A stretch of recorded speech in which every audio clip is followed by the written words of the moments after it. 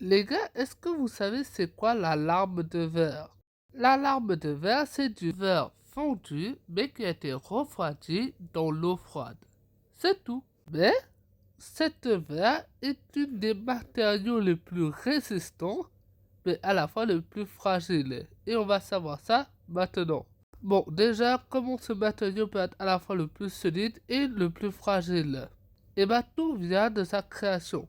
Bon, comme son nom l'indique, la larme de verre, c'est juste du verre qui a été fondu et qui a jeté dans l'eau froide.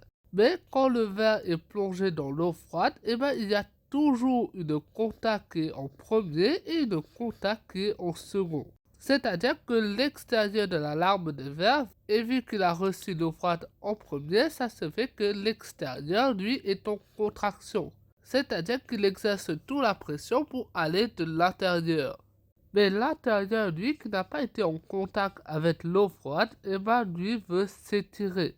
C'est-à-dire qu'il veut s'étendre de l'extérieur. Et ben, ça fait avec la larme de verre deux forces qui se croisent. Premier, l'extérieur qui veut rentrer à l'intérieur, donc qui envoie de pression à l'intérieur, mais de l'autre côté, l'intérieur qui veut sortir, donc aller de l'extérieur, qui donc fait une force à l'extérieur.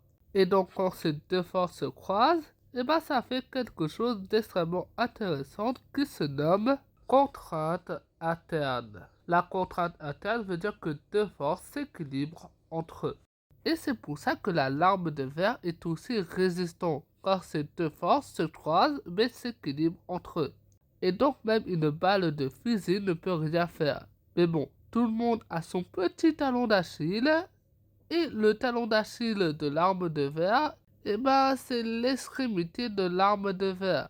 Vu qu'à l'extrémité, lui, il est plutôt très fragile. Et en brisant l'extrémité, eh ben, l'intérieur, eh ben, peut sortir.